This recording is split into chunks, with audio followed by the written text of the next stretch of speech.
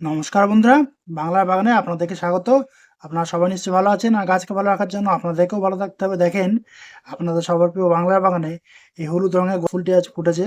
দেখেছেন, গাছটা কিন্তু নতুন জবা ফুল। আমার কাছে আগেও দুটো ছিল, কিন্তু সেই দুটো মানে কি বলবো, শিকড় থেকে পচে গিয়ে ডাইব্যাক হয়ে মারা গেল আর কি। তো সেই দুটোকে আমি আর রক্ষা করতে পারিনি। আমি আবার এই ফুলটাকে নতুন আমি কালেকশন করেছি। আমি বর্ষার সময়ই কালেকশন করেছিলাম। তারপরে কিন্তু আমি গ্রো ব্যাগ থেকে আমি কিন্তু আর বসাইনি, মানে রিপোর্টিং করিনি আর কি। তো তারপরে যে যখন গাছটা আর কি ভালো ব্রাঞ্চ ছেড়েছে দেখেন, তারপরে কিন্তু আমি রিপোর্টিং করেছি। আপনারাও আশা করি এই পুনে ভ্যারাইটি জবা ফুল গাছ বসিয়েছেন বাড়িতে নতুন নতুন, কারণ এটাই হলো সঠিক সময় যে নতুন জবা ফুল আর কি আপনারা নার্সারিতে গিয়ে কালেকশন করবেন আর কি। কারণ এই সময় কিন্তু রঙগুলো স্পষ্টভাবে ফুটে ওঠে এবং মানে আমাদেরই আর কি বুঝতে সুবিধা হয়।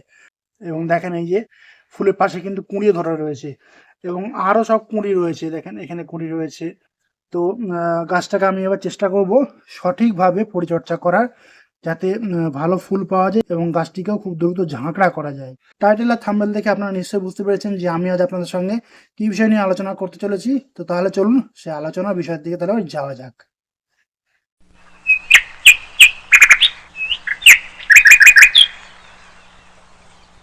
দেখেন, আজকে আমি আপনাদের সঙ্গে আলোচনা করব শীতের যে সমস্ত ফুল গাছ আমরা বসিয়েছি সেই সমস্ত ফুল গাছের একটা স্পেশাল খাবার নিয়ে আলোচনা করব। আর আপনারা এখানে দেখে নিশ্চয়ই বুঝতেই পেরেছেন যে এগুলি কি, হ্যাঁ ঠিকই ধরেছেন, এটি হলো সর্ষের ঢেলা খোল।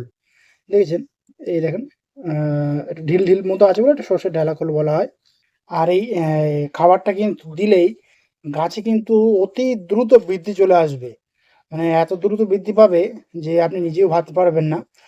তো অনেকে হয়তো ইউজ করেন ঠিকই, আহ, এই সর্ষে খোলটা মানে ভিজিয়ে গাছে প্রয়োগ করেন, কিন্তু অনেকেই আমাকে জানাচ্ছেন তারা আর কি যে সর্ষে খোল ভেজালেই নাকি দুর্গন্ধ হয়।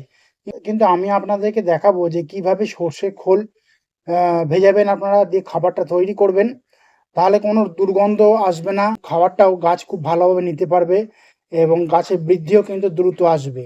যারা আমরা বাগানি রয়েছি আমরা সবাই দিয়ে থাকি, কিন্তু আমি আপনাদেরকে আজ একটা টেকনিক দেখাবো। এই টেকনিকটাকে যদি আপনারা অনুসরণ করে খাবারটা তৈরি করে যদি আপনারা আপনাদের শীতের সমস্ত রকমের ফুল ফল শাক সবজি সমস্ত রকমের গাছে প্রয়োগ করেন, দেখবেন আপনারা কিন্তু ভালো ফল পাবেন।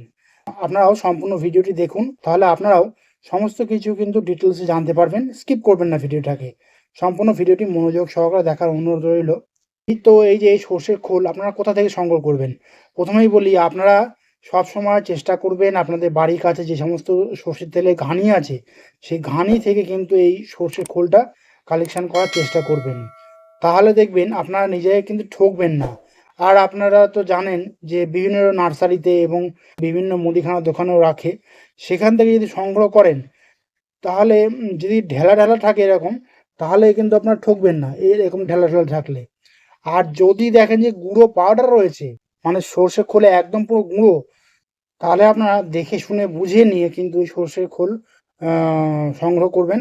কেননা আজকাল কিন্তু সময় ভালো যাচ্ছে না, কারণ অনেকেই কিন্তু এই গুঁড়ো সর্ষের খোল তারা সংগ্রহ করেন যে তাড়াতাড়ি আর কি কাজটা হয়ে যাবে, মানে ভিজিয়ে যে খাবারটা তৈরি হবে সেই খাবারটা তৈরি হয়ে যাবে, কিন্তু ওই গুঁড়ো সর্ষের খোলে থাকছে ভেজাল। অনেকেই তারা আমাকে জানিয়েছেন।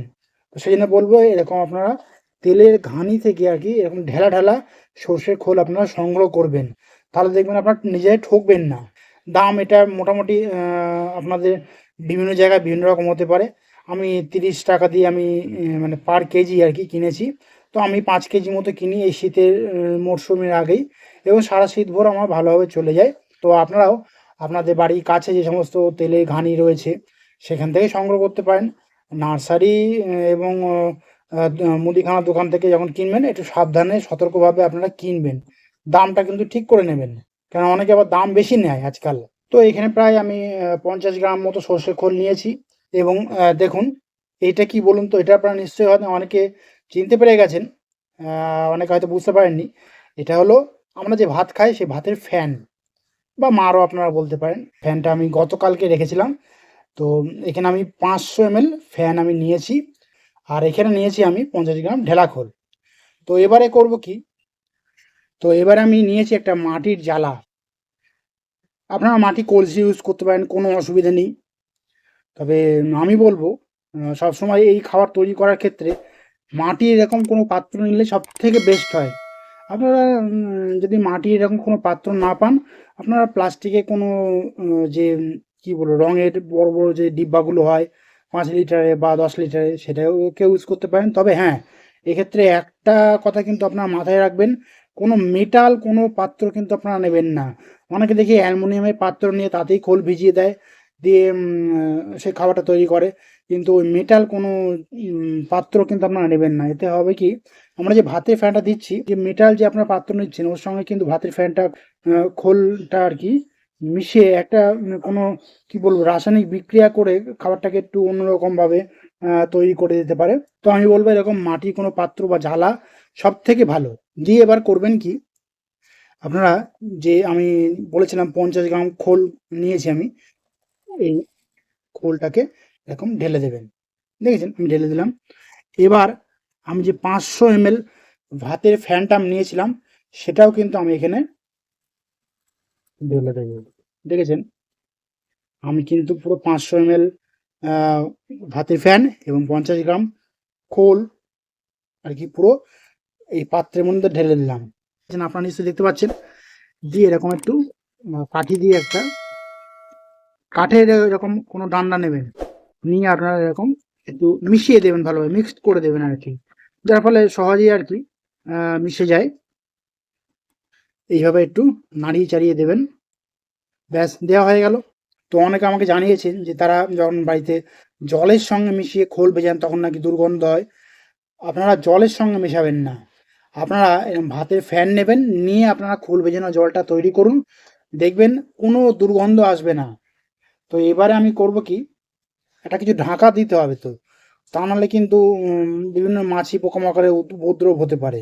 আমি এবার করব কি, এরকম একটা মাটির টব নিয়েছি এবং এইভাবে ঢাকা দিয়ে দিলাম। আর দেখেন টবে কিন্তু দেখেছেন যে ছিদ্রগুলো ছিল, এই একটা দুটো তিনটে চারটে পাঁচটা ছিদ্র আছে, এই পাঁচটা ছিদ্র কিন্তু থাকলো। এর ফলে হবে কি, ভেতরে যে একটা মানে যে খাবারটা তৈরি হবে যখন, সেই খাবার যে তৈরি হওয়ার ফলে একটা এমনি সামান্য একটু গন্ধ আসবে, কিন্তু সেই গন্ধটা বায়ুর সঙ্গে মিশে যাবে। আমরা কিন্তু গন্ধটা আমাদের নাকে আসবে না। আগেই বলেছি যে অনেকে আমাকে জানিয়েছেন যে যে তারা যখন সর্ষে খোল ভেজানো জল তৈরি করেন তখন নাকি পচা একটা দুর্গন্ধ বেরিয়ে হয়। সেরকম কিচ্ছু কিন্তু হবে না। আর আপনারা যদি কোনো প্লাস্টিকের জার ইউজ করেন বা প্লাস্টিকের কৌটোও যদি ইউজ করেন, দেখবেন লাল ঢাকনা একটা মুখ পাওয়া যায়, যে বড় বড় কৌটোগুলো হয়। তখনও কিন্তু ওই কৌটোর মধ্যে যদি আপনারা এইভাবে ভাতের ফ্যানের সঙ্গে এই খোলটাকে মিশিয়ে দেন তাও কিন্তু হবে, কিন্তু ওই লাল রঙের ঢাকনার চারিদিকে একটু গর্ত মতো করে দেবেন, মানে এরকম যে ছিদ্রগুলো আছে ওরকম আপনারা একটু ছিদ্র মতো করে দেবেন, তাহলে দেখবেন খোল ভেজানো জলের মধ্যে কিন্তু কোনো রকমের দুর্গন্ধ আসবে না, আপনাদের কোনো রকমের অসুবিধা হবে না। তো আমি ভাতের ফ্যানের সঙ্গে খোলটাকে ভালোভাবে মিশিয়ে এরকম মৃৎ পাত্রে নিয়ে আমি ভিজিয়ে দিলাম।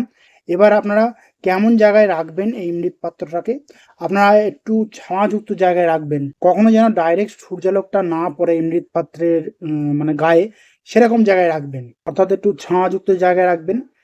আর কদিন পরে আপনারা এই খাবারটাকে আপনারা গাছে প্রয়োগ করবেন, আপনারা মিনিমাম 4 দিন রেখে দেন, দেখবেন খাবার তৈরি হয়ে গেছে। এই যে আমি 50 গ্রাম আমি খোল ভেজে নিলাম 500 ml ভাতে ফ্যানের সঙ্গে, আমি এটাকে যখন গাছে প্রয়োগ করব তখন মিনিমাম 4.5 লিটার মতো আমি জল নেব, তার সঙ্গে কিন্তু আমি 50 গ্রাম খোল এবং 50 ml ভাতের ফ্যান ওই মানে ওই জলের সঙ্গে মিশিয়ে নেব, নিয়ে আমি কিন্তু আমার শীতের সমস্ত গাছে কিন্তু প্রয়োগ করব।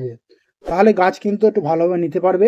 আর যাদের গাছের সংখ্যা বেশি হবে তারা কিন্তু খোলের পরিমাণটাকেও একটু বৃদ্ধি করবেন এবং ভাতের ফ্যানের পরিমাণটাকেও বৃদ্ধি করবেন, তাহলে দেখবেন খাবারটা ভালোভাবে তৈরি হয়ে যাবে।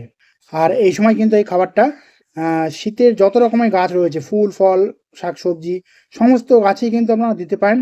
এই স্পেশাল খাবার থেকে কিন্তু গাছ তাদের সমস্ত রকমের পুষ্টিমহলের চাহিদা কিন্তু পূরণ করতে পারবে খুব সহজেই, কোনো রকমের খাবারের অভাব থাকবে না। আর এই খাবার থেকেও কিন্তু কোনো রকমের দুর্গন্ধ কিন্তু মানে বার হবে না, কারণ আমি এইভাবেই খাবারটা তৈরি করি এবং আমি গাছে দিই। আমি সাকসেসফুল হয়েছি বলে আমি আপনাদের সঙ্গে শেয়ার করলাম এই মানে গোপন রহস্যটি। কারণ অনেকেই আমাকে জানিয়েছেন যে তারা খোল ভেজান দিয়ে যখন গাছে দিতে চান তখন নাকি দুর্গন্ধ বার হয়। তো আমি আপনাদেরকে যেভাবে সর্ষে খোলের সঙ্গে ভাতে ফ্যান মিশিয়ে খাবারটা তৈরি করে দেখালাম, আপনারা কিন্তু ঠিক সেইভাবেই কিন্তু বাড়িতে সেই খাবারটা তৈরি করুন। দেখবেন আপনারাও কিন্তু ভালো ফল পাবেন এবং আপনারা যে সমস্ত গাছ বসিয়েছেন, যে সমস্ত গাছের বয়স 2 থেকে 3 সপ্তাহ মতো হয়ে গেছে, সেই সমস্ত গাছে প্রয়োগ করুন। দেখবেন গাছের বৃদ্ধি কিন্তু আসবে দ্রুত। তো বন্ধুরা আজ এই পর্যন্তই। আর যদি কোনো কমেন্ট থাকে তাহলে কিন্তু বাংলার বাগানকে জানাতে ভুলবেন না, কারণ বাংলার বাগান সবসময় আপনাদের পাশে ছিল, আছে এবং থাকবে। আর আমার এই ভিডিওটি যদি আপনাদের ভালো লাগে তবে লাইক করবেন, গাছপ্রেমী বন্ধুদের মধ্যে শেয়ার করবেন এবং আমার চ্যানেলটিকে সাবস্ক্রাইব করে বেল আইকনটিকে প্রেস করে অল নোটিফিকেশনটিকে প্রেস করে রাখবেন, যাতে নিত্য নতুন ভিডিওগুলি আপনাদের কাছে খুব সহজেই পৌঁছে যেতে পারে।